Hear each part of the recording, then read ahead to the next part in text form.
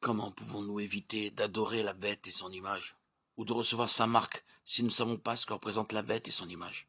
Le manque de connaissance à ce sujet a des conséquences fatales. Mon peuple est détruit parce qu'il lui manque la connaissance. Osée 4:6, Ésaïe 29, 13, 14. Toutefois, Dieu a promis la compréhension juste. Proverbe 2, 1, 7. Matthieu 7, 7, 8. Je suis vivant, dit le Seigneur, l'Éternel. Ce que je désire, ce n'est pas que le méchant meure, c'est qu'il change de conduite et qu'il vive. Revenez, revenez de votre mauvaise voie, et pourquoi mourriez-vous, maison d'Israël? Ézéchiel 33, 11. Michée 3, 18, 20. 2 Pierre 3, 10, 11. Quelle est la signification de cette bête avec cette marque unique? Avant de discuter de la bête elle-même, nous devons comprendre le contexte historique précédant la bête. Le meilleur point de départ est le livre de Daniel qui traite en profondeur de la prophétie du VIe siècle avant Jésus-Christ jusqu'à la fin des temps. L'interprétation des symboles utilisés dans la prophétie biblique n'a pas été confiée au hasard. La Bible elle-même nous donne la clé de la compréhension de Pierre 1,20. Dans la prophétie, une bête symbolise un roi ou un royaume, ce qui est clairement enseigné dans Daniel 7, 17, 23. Ces grands animaux, ce sont 4 rois. Le 4e animal, c'est un 4e royaume qui existera sur la terre. Dans Daniel 7, 3, il est écrit « Et 4 grands animaux sortirent de la mer. » La mer ou l'eau représente des peuples, des foules, des nations et des langues. Apocalypse 17, 15, Ésaïe 8, 7. Au chapitre 7 de Daniel, le prophète voit les empires mondiaux à venir représentés par des bêtes. Nous trouvons une description parallèle dans Daniel 2, 27, 45, où des parties individuelles d'une statue symbolisent de façon précise le cours de l'histoire humaine. Le lion était le premier animal semblable à un lion. Daniel 7, 4, 2, 37, 38. Ceci fait référence à l'empire mondial babylonien en 608-538 avant Jésus-Christ, qui régnait en maître absolu à l'époque de Daniel. Au musée Pergamon de Berlin, on peut encore admirer le lion et les témoins historiques de cette période. Et voici un second animal, était semblable à un ours et se tenait sur un côté. Il avait 3 côtés dans la gueule, entre les dents, et on lui disait « Lève-toi, mange beaucoup de chair ». Daniel 7, 5. Cette bête a la même signification que la poitrine et les bras d'argent dans Daniel 2, 32. Elle représente la puissance des 2 empires de Médie et de Perse et remplace l'empire babylonien en 538-331 avant Jésus-Christ. C'était une monarchie double avec les Médès, gouvernant d'abord puis plus tard les Perses. Les 2 bras et l'ours se tenant sur un côté soulignent cet aspect de la prophétie. Une partie serait plus forte que l'autre. Les 3 côtés représentent les nations de Babylone, de Lydie et d'Égypte qui furent conquises par les Médo-Persans. Après cela, je regardai, et voici, un autre était semblable à un léopard, et avait sur le dos 4 ailes, comme un oiseau.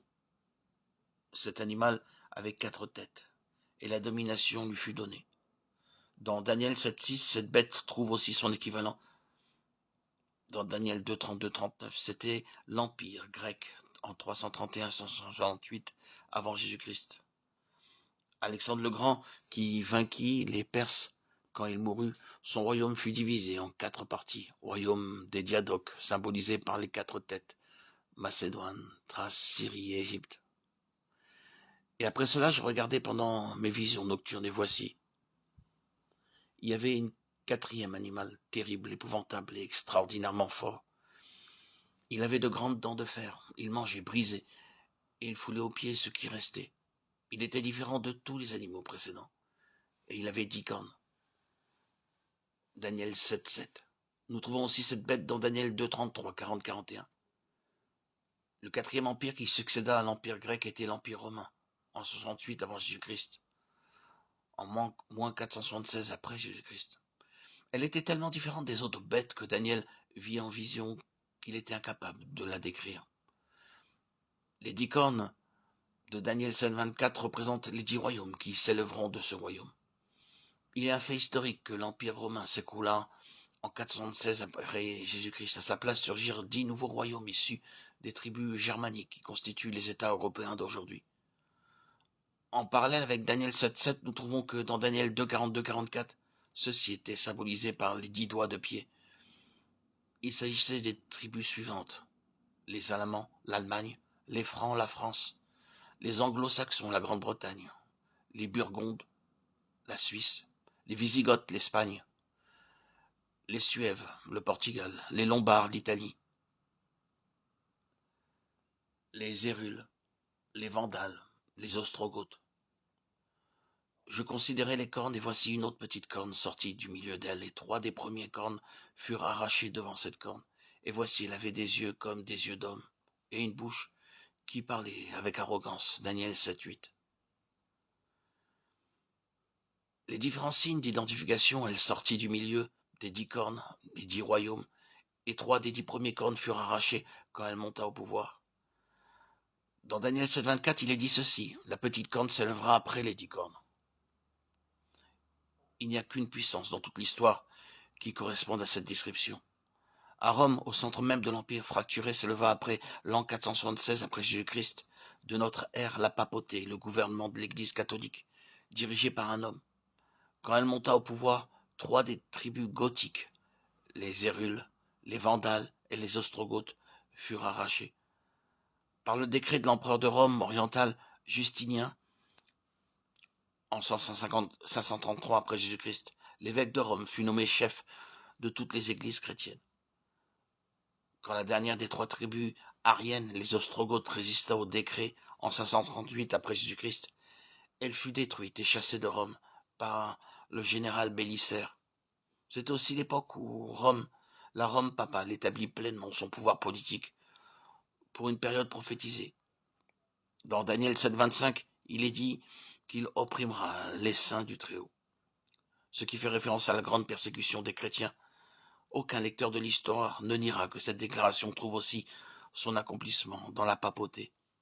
Les terribles persécutions du sombre Moyen-Âge, le bûcher, les croisades, sont bien connues et ont en effet noirci les pages de l'histoire chrétienne. Plus loin, il est dit: il espérera changer les temps et la loi. Le système papal change précisément la loi de Dieu, les 10 commandements.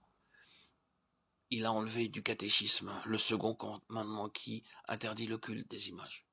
Il a aussi changé le 4e commandement, l'observation du sabbat, l'unique commandement où il est question de temps, en déplaçant le jour de repos de Dieu du 7e jour au 1er jour de la semaine, voir 2 Timothée 2, 3, 4, Psaume 94, 20.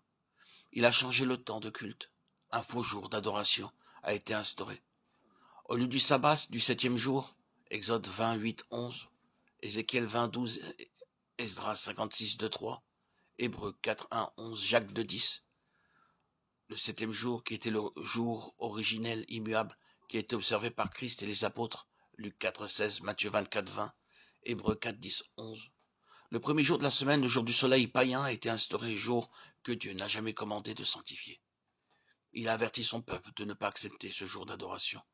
Apocalypse 14, 9, 11, 16, 2, 19, 20, Ézéchiel 8, 16, 18.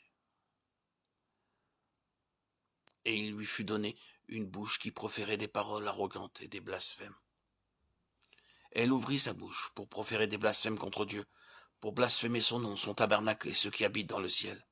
Apocalypse 13, 5, 6, Daniel 7, 8, 25. Comment la Bible définit-elle le blasphème? Au cours d'un complot contre lui, Jésus fut accusé de blasphème. Parce que toi qui es un homme, tu te fais Dieu.